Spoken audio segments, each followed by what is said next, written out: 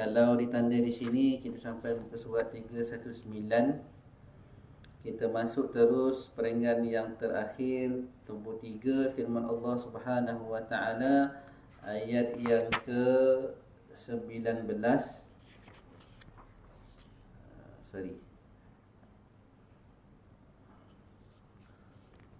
Ayat yang ke-13. Ayat yang ke-13, ara'aita in kadzdzaba wa tawalla, bagaimana pendapatmu jika orang yang melarang itu mendustakan dan berpaling? Ara'aita in kadzdzaba wa tawalla, yang bermaksud nyatakan kepadaku wahai Muhammad persepsi kamu tentang telatah si kafir, yakni Abu Jahal, yang mendustakan bukti keesaan Allah yang nyata, juga bukti kekuasaan Allah sesuai dengan apa yang datang dari Rasulnya. Dia enggan beriman dengan ajaranmu. Jawapan berkaitan persoalan tersebut sebagaimana yang diterangkan adalah seperti yang berikut. Adakah si kafir tersebut tidak mengetahui dengan menggunakan akalnya bahawa Allah amat mengetahui segala keburukan yang dilakukannya, dan pastinya Allah akan membalas dan membuat perhitungan terhadap segala jenayah dan kejahatannya. Jadi ara'aita in kadzdzaba wa tawalla, apa pandangan kepada orang yang berdusta dengan ayat-ayat Allah Subhanahu wa taala? Jadi adakah orang-orang yang kafir ini dia tidak tahu akan kewujudan Allah dan janji-janji Allah Subhanahu wa taala? 100% mereka mengetahui. Abu Jahal orang yang cerdik. Abu Jahal kita dah beritahu dulu digelar sebagai Abu Al-Hakam, bapa yang bijak. Di Makkah pada ketika itu dia antara yang paling bijak. Tapi dia tidak mahu beriman kerana dia merasa Nabi SAW Muhammad itu tak layak pun untuk diikut. Sebab Nabi Muhammad orang yang tak belajar. Bagaimana mungkin dia nak ikut orang yang tak belajar, orang tak pandai baca, tak pandai tulis? Tapi dialah orang yang setiap hari suka nak mendengar butir-butir ayat Al-Quran yang Nabi dapat wahyu. Sebab itu dalam cerita Isra' wal Mi'raj umpamanya, Abu Jahal yang mula-mula dengar cerita. Abu Jahal yang ketuk pintu Nabi nak tahu ma fi an-naba, ma an-naba, apa berita hari ni. Sebab dia tahu Nabi tak sekolah, Nabi tak pandai baca, Nabi tak pandai tulis. Tetapi bila Nabi menyampaikan wahyu, Abu Jahal tahu ini bukan kata-kata Muhammad.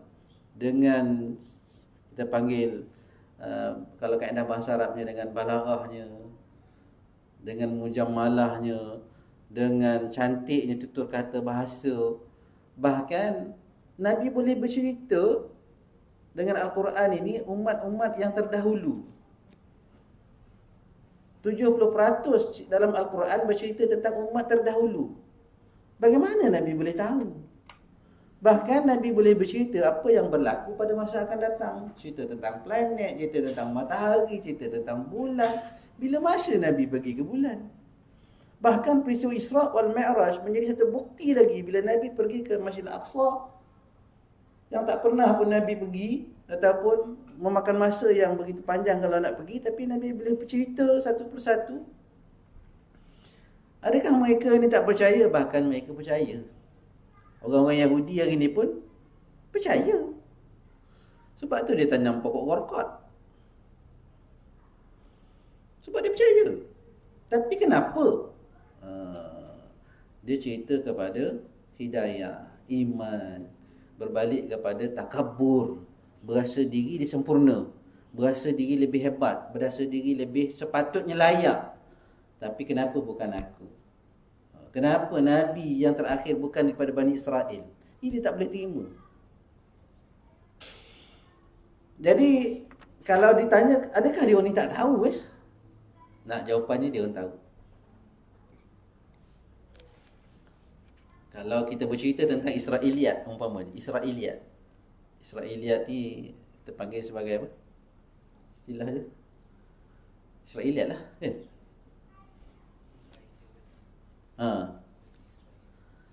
yang orang yang mendalami Islam tapi dia tak Islam. Dia hafal Quran, dia hafal hadis, dia pakar tapi dia tak Islam pun. Tujuan dia semata-mata untuk menyelewengkan Islam. Adakah Israiliyat ini dia tidak percaya wujudnya Allah Subhanahu Wa Taala, bahkan dia tahu. Dia lagi hafal Quran daripada kita. Banyak kitab-kitab yang ditulis oleh Israiliyat.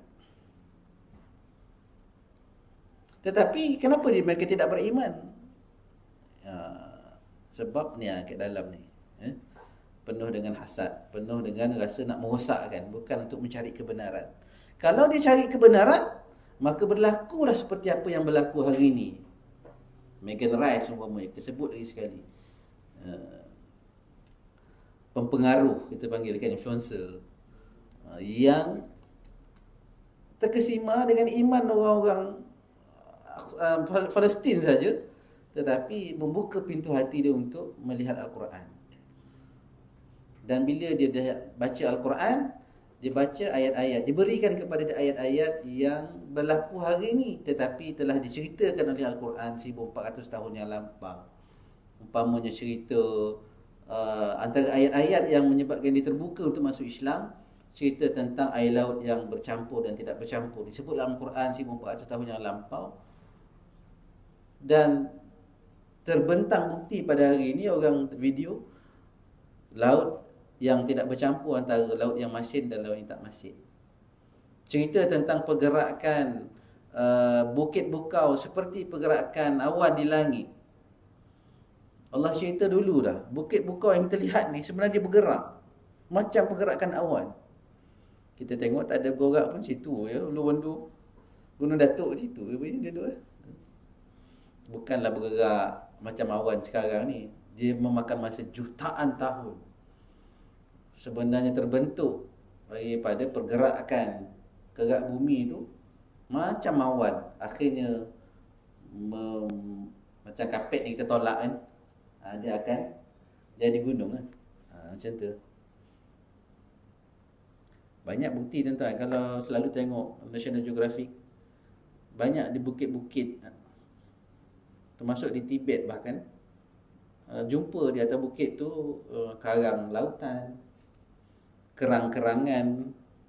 Tapi ini dah jadi gunung. Macam mana? Ada fosil kerang, ada fosil karang lautan di atas gunung. Ini membuktikan bahawa pergerakan itu macam kita tolak kapet ni, dia naik ke atas. Daripada laut, Allah tolak, dia jadi gunung. Dan hari itu, sebelum dia masuk Islam juga, dia telah membaca ayat tentang, Allah bercerita tentang qamar. Apa dia qamar? Bulan. Bulan yang melampiaskan cahaya matahari, memantulkan. Ayat so Melayu makin lepek dua.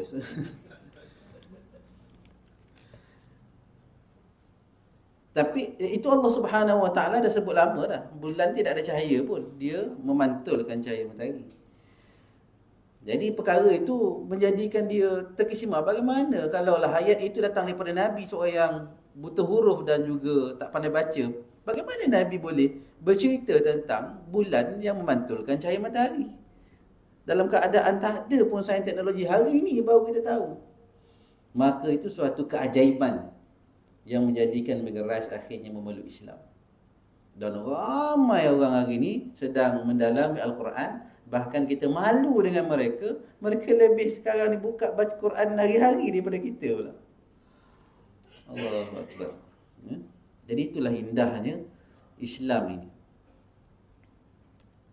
Sebab tu saya sebut lagi apa yang disebut oleh Habib Nurmagomedov. Kan? Orang bukan Islam, dia tak baca Al-Quran, dia tak baca hadis, dia tak pandai baca Al-Quran, tetapi dia baca kamu. Jadi dia nak tengok Islam tu pada kita, orang bukan Islam. Jadi sebab tu malang seribu kali malang, bila dia tengok kita, alamak, langsung dia tak nampak Islam. Hari ni ada satu perhimpunan hari ni, besar-besaran. Saya pergi ya. Di Stadium Bukit Jalil.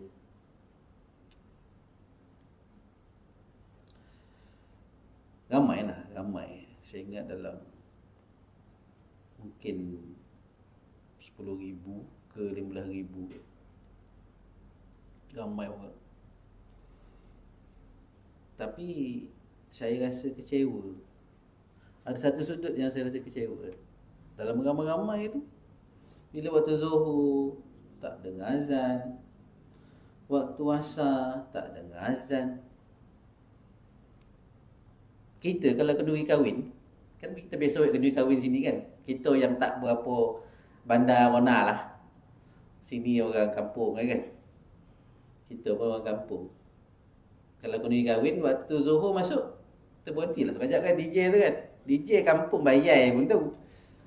Kita sekarang kita berhenti sekejap, kita pergi laluan pada azan Zuhur tu. Kan dia buka lah azan. Bukanlah dia azan. Tapi sekurang-kurangnya orang pun ingat, oh Zuhur sekarang ni kan. Tak ada dah. Bukan dengan lagu dan sebagainya. Itu satu kekecewaan lah. Dalam keadaan kita sedang diuji sedara, dalam keadaan kita hari ini kita nak mengatakan kita yang orang yang bertamadun. Bila tak ada azan, tak diwar-warkan semayang, tak adalah ada orang semayang. Kecuali orang yang memang hatinya tu ingat nak semayang.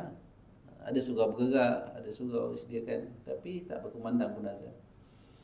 Satu. Yang kedua, dalam naratif dunia global, dunia lokal hari ni, semua bercerita tentang resah, gelisah, sakit, bersangatan saudara kita di Palestin. Hatta di New York, di Washington, di Los Angeles.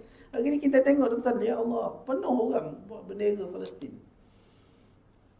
Tapi malang kita tak ada pun.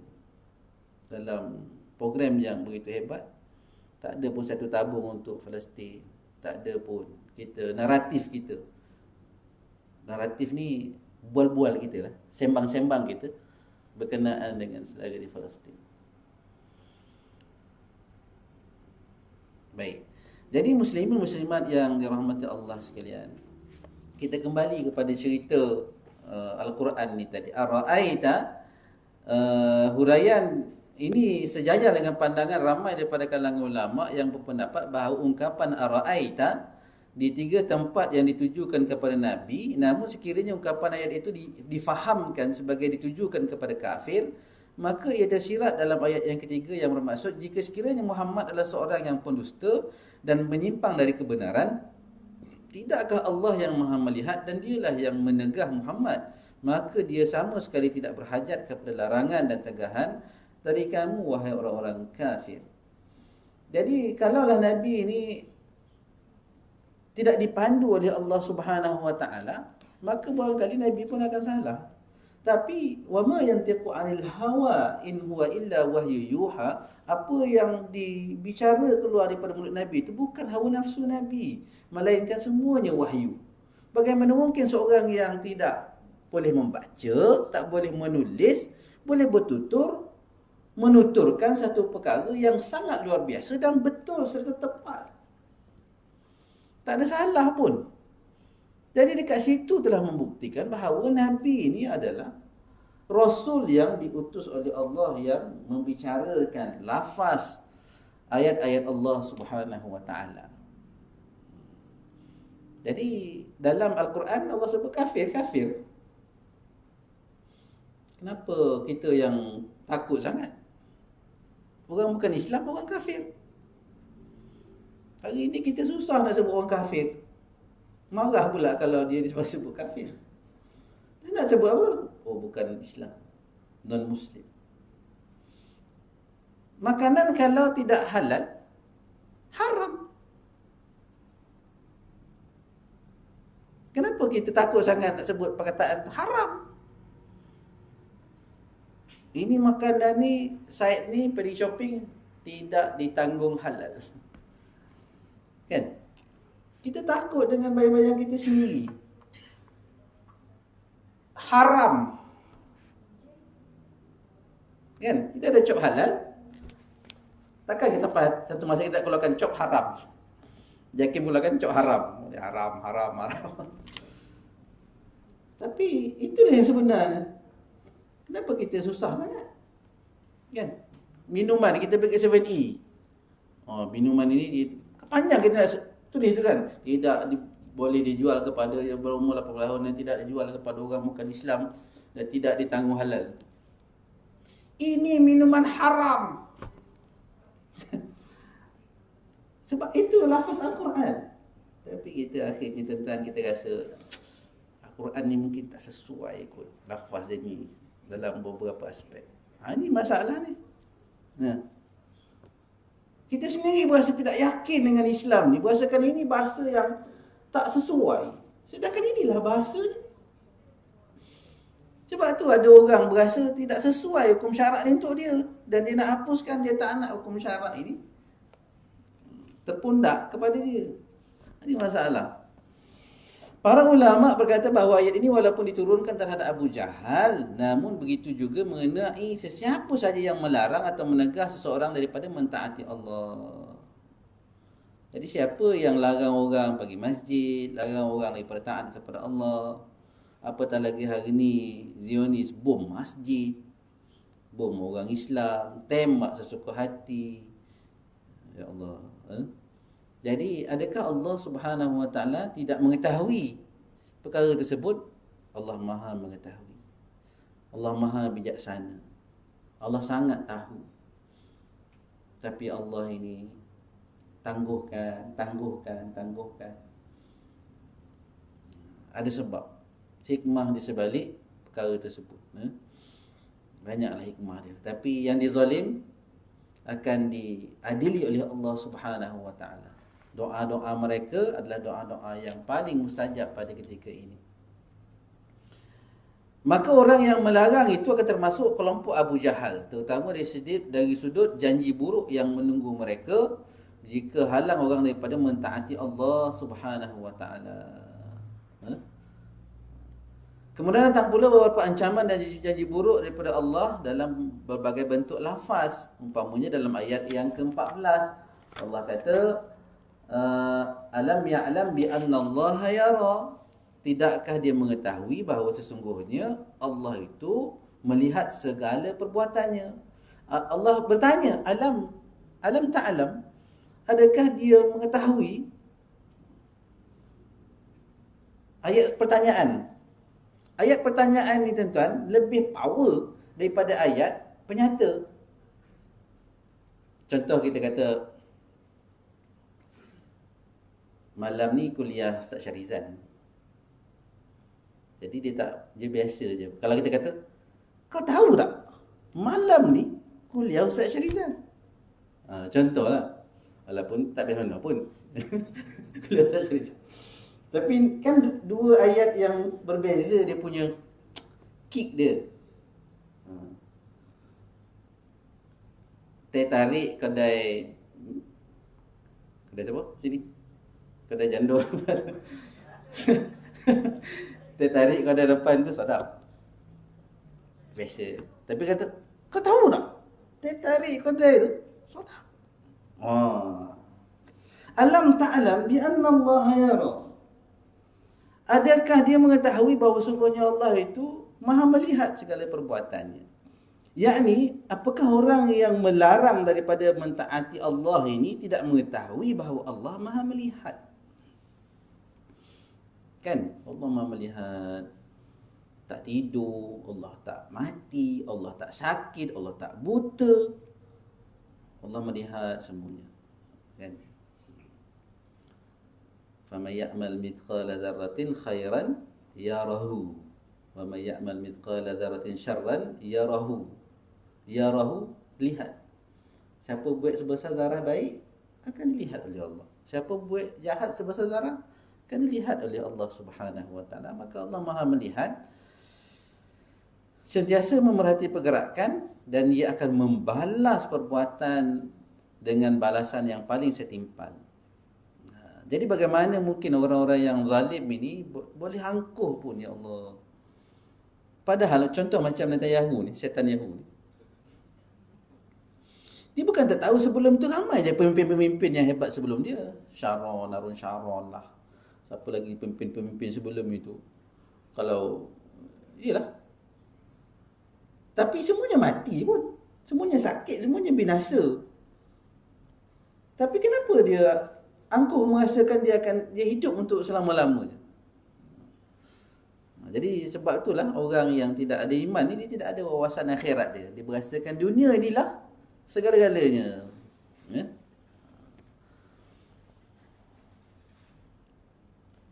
Kalaulah semua orang Allah bagi karma, buat jahat dia, karma tu.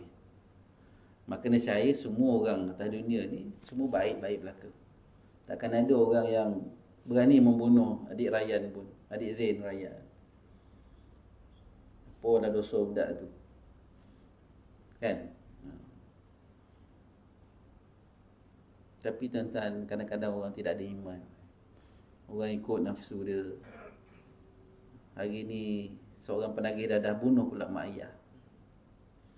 Baru jamin dekat jamin anak tu. Osah melepaskan bewak atau sopit. Bewak atau sopit lepas pun dia tak ada orang apa-apa kita tu lagi gitu kan. Ini baru dekat jamin bunuh mak ayah. Saya tak tahu apa yang ada dalam kepala manusia seperti ini. Firman Allah lagi, alam ya'lam bi anna Allah yara kalla la illam yantahi lanasfa'an bin nasiyah. Janganlah begitu, kalau ia tidak mahu berhenti mengugut, pasti akan kami rentap ubun-ubunnya, iaitu ubun-ubun orang yang mendustakan lagi derhaka. Maksudnya cukuplah, janganlah menegah dan melarang orang lain dari melakukan kebaikan dan beribadah kepada Allah. Wallahi, jika si kafir itu tidak berhenti dari melakukan perbuatannya yang penuh dengan permusuhan dan perpecahan, maka nescaya kami akan rentap ubun-ubunnya dan dia akan diheret ke neraka. Ini adalah ugutan yang dahsyat daripada Allah kepada manusia yang tagut. Inna nasrullahil qarib. Sebab itu setiap lontaran kata-kata Abu Ubaidah mengatakan, percayalah sesungguhnya kemenangan daripada Allah itu sangat hampir. Betapa yakinnya dengan ayat Allah Subhanahu wa taala ini, walaupun dah bergelimpangan mati ni tuan-tuan, 7,000 mati, 8,000 kanak-kanak, Allahu akbar. Yang putih kapak kaki, putih kepala. Tapi tetap Abu Ubaidah kata tak, sangat hampir dah kemenangan daripada Allah. Masya-Allah. Sebab kemenangan ini Allah Maha bijaksana. Allah sangat bijaksana, tuan-tuan rahimakumullah. Hari ni sekurang-kurangnya propaganda Yahudi dah tak laku dah. Ya, dia bantai orang Yahudi, orang Islam hari ni dia bantai orang Islam, mati ramai di Gaza. Tapi selepas ini, satu patah pun ayat daripada apa yang keluar daripada Zionis Yahudi tak akan dipercayai lagi. 10 patah mereka cakap, seboleh patah tak dijaya. Jadi inilah kehebatan Allah Subhanahu wa taala, sedikit demi sedikit. Bahkan kalau mereka tidak berhenti daripada kezaliman ini, Allah akan rentap. Allah kata, ayat dia, lam yantah linasfa'an bin nasiyah. Rentap. Rentap ni tuan-tuan sakit. Kalau kita tengok dulu surah An-Nazi'at, Allah kata wan-nazi'ati gharqa wan-nashitati nashta. Demi malaikat-malaikat pencabut nyawa. Demi malaikat pencabut nyawa yang mencabut nyawa dengan keras. Nazi', gharqa dengan keras, dan demi malaikat-malaikat pencabut nyawa dengan nasht, dengan lembut. Dalam ayat ini pula Allah sebut Allah nak rentap nyawa daripada ubun-ubun mereka. Jadi untuk orang yang bukan Islam, Allah akan rentap nyawa ni oleh malaikat-malaikat pencabut nyawa yang ganas. Tak dapatlah nak dibayangkan bagaimana sakitnya rentapan nyawa oleh Allah Subhanahu wa taala. Wa imma bagi orang yang beriman, wan nashitati nashta. Malaikat akan tarik nyawa tu perlahan-perlahan. Sakit tak sakit juga, tapi perlahan-perlahan, penuh dengan rahmah, penuh dengan kasih sayang, penuh dengan ihsan. Kan saya cerita itu ada seorang ibu yang bila nak sedang berperang ni, anak dia berlari kepada dia, tapi tak sempat sampai kepada dia, anak bom meletup, mati anak dia. Bom meletup tu belakang anak dia, mati anak dia. Sedih ibu ni. Kemudian malam tu dia bermimpi akan anak dia. Yalah, mimpi ni bukanlah hujah pun, tapi mimpi orang yang beriman. Boleh jadi anugerah daripada Allah Subhanahu Wa Taala. Dia bermimpi akan anak dia dalam keadaan yang elok, tak ada berkecai tubuh, senyum datang kepada dia. Dia kata, ibu jangan nangis. Kan saya sekarang berada di syurga Allah. Saya tak tahu pun apa yang berlaku. Sedang saya nak sampai kepada ibu, tiba-tiba saya rasa sakit sikit, macam kena gigit dengan semut. Tiba-tiba saya dah berada di syurga, kata si ibu ni. Jadi kalau betul lah benda tu berlaku, dan memang kita percayalah Allah menarik nyawa anak ini dengan lemah lembut sesuai dengan apa yang Allah sebut dalam surah An-Nazi'at, wan nasyitati nashta. Allah tarik nyawa yang beriman ni dengan lemah lembut. Budak tu tak sedar pun, sudah sedar kat syurga. Subhanallah.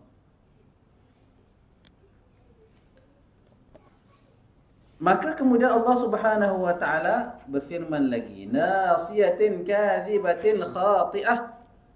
Maka biarlah dia memanggil para penyokongnya untuk menolongnya, kelak kami akan memanggil ayat 15, 16, ayat yang ke-17, 18. Falyad'u nadiyah sanad'u zabaniyah. Biarlah dia memanggil para penyokong dan penolongnya, kelak kami juga akan memanggil malaikat zabaniyah. Biarkan saja orang yang melarang itu memanggil penyokong dan kaum keluarganya untuk membantu menolongnya. Hari ini Netanyahu panggil mereka dan sekutu-sekutu dia. Allah kata biar dia panggil penolong-penolong dan penyokong-penyokongnya. Dalam satu sidang hari ini, UK, ialah negara-negara Europe, pemimpin-pimpinan dia angkat tangan, bersetuju dengan tamatnya gencatan senjata dan penghapusan, katanya nak hapuskan Hamas, tapi sebenarnya nak hapuskan warga civilian. Allah kata falyad'u nadiyah, biarlah, panggillah penolong-penolong dan penyokong-penyokong. Tetapi Allah sebut kemudian sanad'u zabaniyah. Sanad'u, kami akan panggil malaikat-malaikat zabaniyah pula.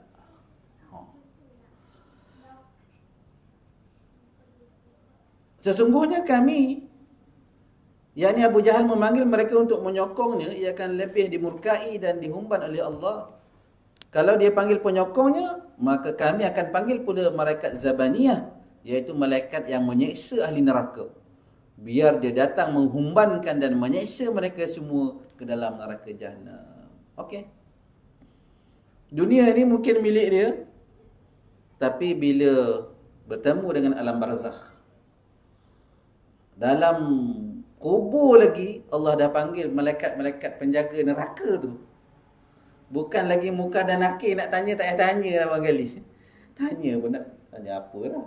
Allah panggil tu malaikat zabaniyah, ambil dia ni, umban terus ke dalam neraka Allah. Tidak ada lagi pengadilan mizan untuk dia, sebab dia tidak beriman dan dia juga jahat, zalim kepada orang-orang Islam. Dan kita berkeyakinan kalaulah tuan-tuan, askar-askar Zionis ini boleh bercakap, setelah dia mati tu dia boleh bercerita lah. Allahu Akbar, saya ingat tak ada siapa pun yang berani menzalimi orang lain. Tapi ini rahsia Allah Subhanahu Wa Taala.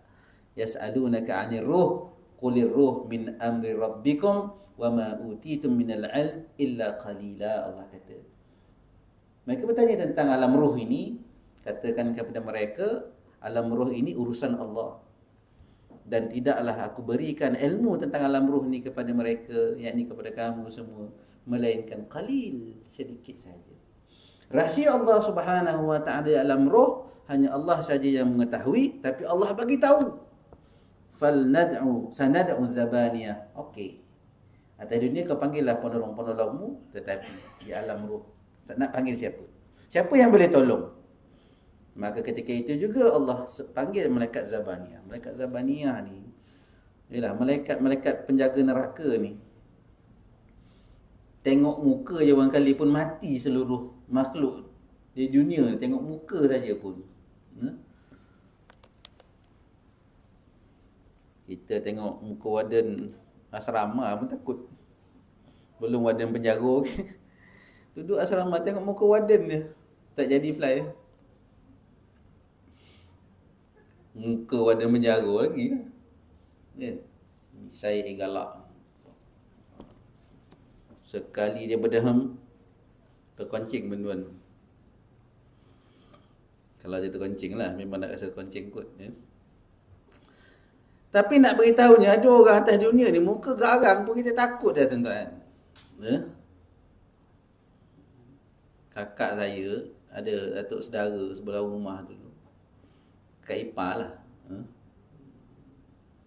Rumah saya cerita kakak ipar ni sebelah rumah tu datuk saudara. Datuk saudara ni suka menyakat dia. Muka garang. Dia suka jengah dekat tingkap. Budak ni kecil bila tengok muka tu saudara tu. Kalau ni 9 panggil muka borok. Muka borok. Dia tunjuk muka dia menangis. Takut kita kan. Tak payahlah tengok muka. Kita tak pakai seat belt pun. Nampak kali-kali biru. Oh, pakai tahu ni seat belt. Orang salah. Takutlah. Tadi saya pergi ke Stadium Bukit Jalil tu. Jam lah sikit. Jam sikit sebelum sampai stadium tu. Kemudian polis ni dia pasang kon tau. Kon ada tulisan polis kan. Polis panjang lah. Jadi dia ada 2-3 kereta dah ke tepi lah. Oh, bagi double signal. Ada yang buka bonet. Konon-konon kereta rosak. Takut nak terus ke depan. Kita pun terus lah. Rupanya tak ada roblok, tak ada apa pun. Memang kon tu letak supaya orang perlahankan kenderaan. Tempat ni tengah ramai. Tapi sebab orang dah bersalah. Nampak kon pun takut. Belum polis dia terpacak. Lepas tu. Dia kata, rumah saya kata, kesian orang tadi memang dia tak tahu pun tak ada roblok. Ya, itulah dia kalau orang bersalah kan. Baik. Cerita kalau masalah ni, ada seorang staff saya dulu, dia perempuan. Dia naik motor pergi pejabat. Lepas tu, dia tak ada lesen. Macam mana je gali buat motor, tiba-tiba berperasan ada roblok. Jadi tak boleh nak pusing lah. Jadi dia turun, dia seret motor dia. Dia seret motor dia, polis dia nampak, polis dia panggil lah. Kak, kenapa ni? Tok, saya tak ada lesen, dia kata. Saya cerita orang yang tak ada lesen. Lepas tu barangkali kesian kot. Bagi lepas lah. Tapi lepas ni ambil lesen. Padahal sebenarnya boleh lagi dia berhenti. Dia patah balik. Tapi tempat dia dah takut. Dia patutnya dia turun tu seret. Dia patah lah. Seret. Jadi dia seret tu ikut polis tu. Lepas tu dia cerita ke suami dia. Suami dia kata, aku banyak mana. Nah, tu dia ni 9. Diriwayatkan daripada Abu Jahal telah bercakap kepada Rasulullah SAW. Abu Jahal cakap kepada Nabi, apakah kamu ingin menggugut aku?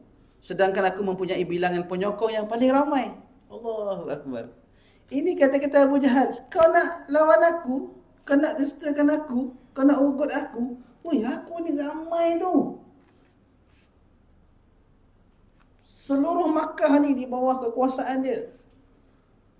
Kalau tuan-tuan baca apa ayat-ayat yang keluar oleh pimpinan-pimpinan Zionis baru-baru ni pun itu. Kami akan bunuh kami semua. Kami ramai. Mereka di belakang kami. Ya Allah, punyalah takabur dia. Dia berasakan dengan penyokong-penyokong yang ada atas dunia ni, dia sangat kuat. Bila dia bercakap macam itu, mengatakan dia ramai penyokong-penyokong dan pendukung-pendukung, maka Allah Subhanahu wa taala turunkan ayat yang ke-17 ini. Allah kata apa tadi? Falyad'u nadiyah sanad'u zabaniyah. Diriwayatkan juga daripada Bukhari, At-Tirmizi dan Nasa'i, Ibnu Jarir daripada Ibnu Abbas beliau berkata, Abu Jahal pernah berkata, jika aku melihat Muhammad bersembahyang di tepi Kaabah, nescaya aku akan pijak tengkuknya. Berita tersebut sampai ke pengetahuan Rasulullah SAW, maka baginda menjawab, jika dia melakukannya, nescaya malaikat akan membelasahnya. Ada dalam kisah dalam Ar-Rahiq Al-Maktum Sirah Rasulullah SAW, bercerita tentang situasi ini bila Abdullah bin Ubay bin Ka'ab ke? Ubay bin Ka'ab sebelum itu pernah memijak leher Nabi. Dan pernah sebelum itu Abu Jahal pun pijak ataupun letak serban tengkuk Nabi. Tapi dia nak buat lagi sekali, Abu Jahal pergi lagi kepada Nabi, tiba-tiba Abu Jahal lari semula kepada kawan-kawan dia dalam muka yang sangat takut. Lalu kawan-kawan dia kata, kenapa kau tak pijak tengkuk dia? Muhammad tu tengah sembahyang. Aku dah nak sampai tadi, Abu Jahal kata kepada Muhammad tu, tiba-tiba antara aku dengan dia ada satu lohong api yang sangat luas. Dan telah keluar satu ular sebesar tengkuk unta dia. Padahal tak ada apa-apa pun antara dia dengan Nabi.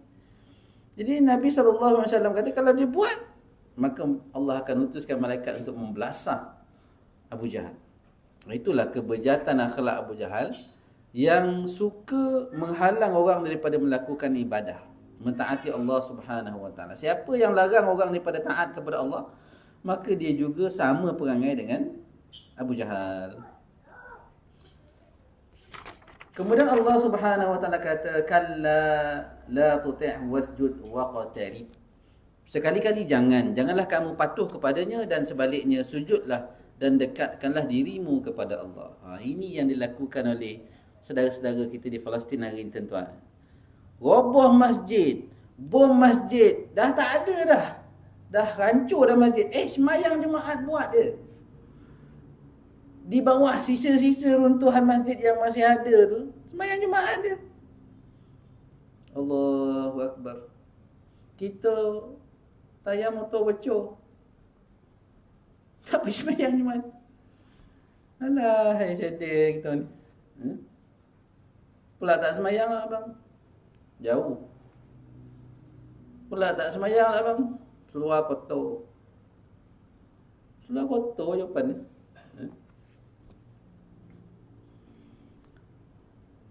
Dulu saya suka baca Mastika. Mastika kan cerita tu. Sampai kalau orang takut nak pergi Mekah kan. Tapi saya kau mahu baca. Ni ada seorang lelaki, tak tahulah cerita betul-betul tak, kalau Mastika tipu, saya tipu. Dia selalu kata gitu. Bila orang tanya kenapa tak sembahyang, saya datang kotor, dia kata. Oh, saya datang kotor. Bila tak sembahyang, kenapa tak sembahyang? Saya datang kotor. Dia kadang-kadang dia macam perempuan datang kotor. Tak lama tu memang sungguh datang kotor dia. Keluar darah sebiji macam orang perempuan. Boleh tahu nak datang kotor sangat. Cuma orang kali mungkin dia kena batu karang kot. Kencing keluar darah dia.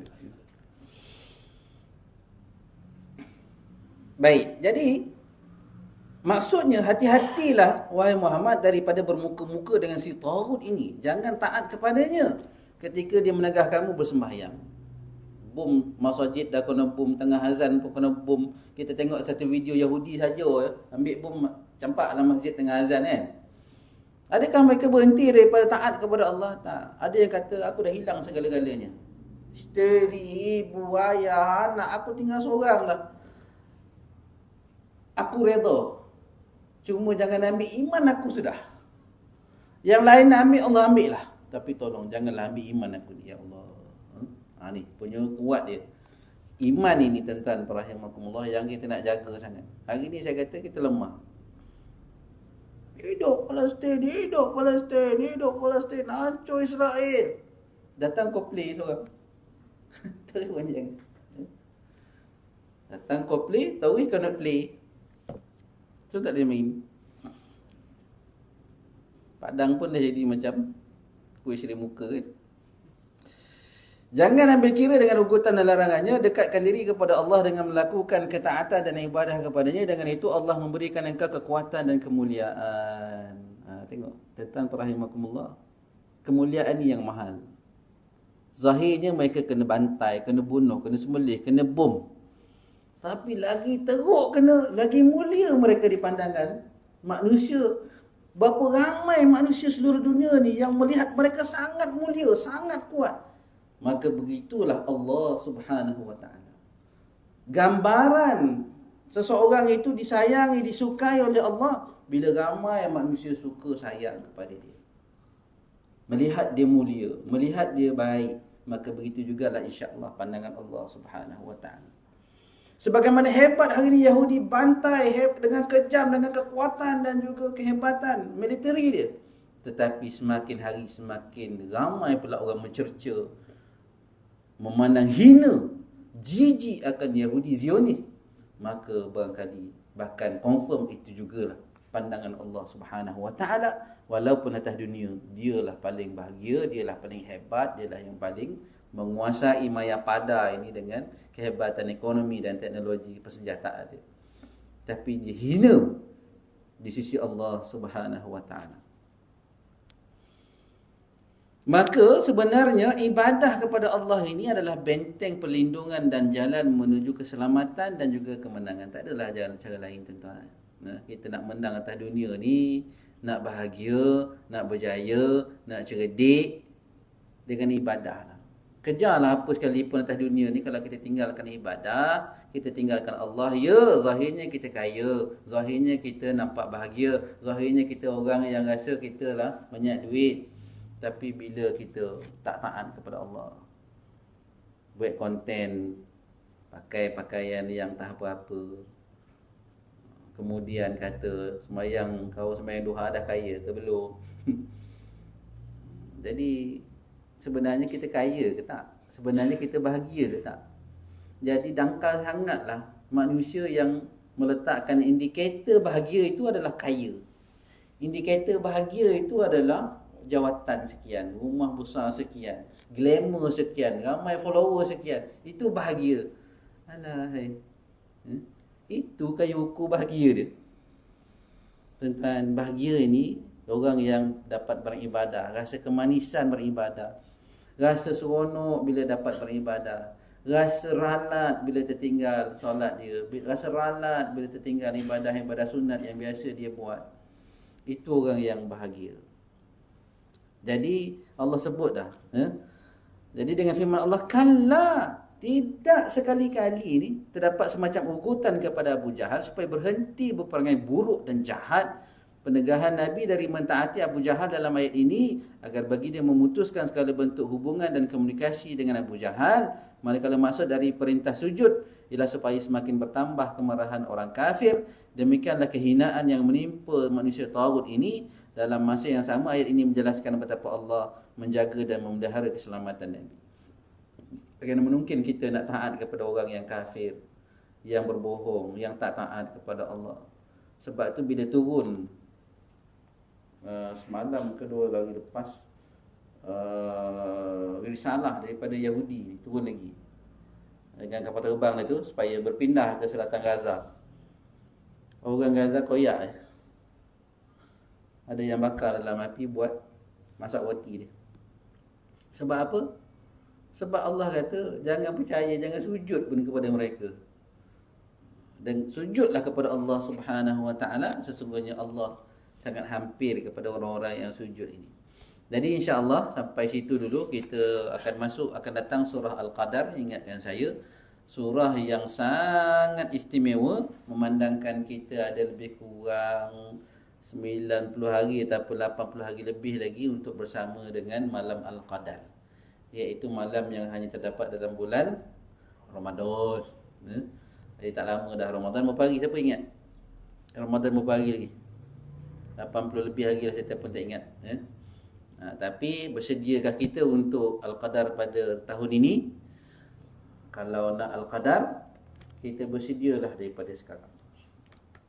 Sucikan hati, ikhlaskan niat kita, doa, mudah-mudahan dapat bersama dengan malam Al-Qadar. Jika ada pertemuan akan datang, insya-Allah kita akan berkongsi pula surah Al-Qadar, surah yang sangat hebat, bercerita tentang malam Al-Qadar, iaitu cerita tentang qadar. Qadar dalam bahasa Arab, bahasa Melayu, qadar. Qadar apa? Malam itu penentuan qadar. Qadar apa? Kenapa tak disebut malam Al-Qadha? Malam penentuan qadha, tetapi disebut malam qadar, penentuan qadar.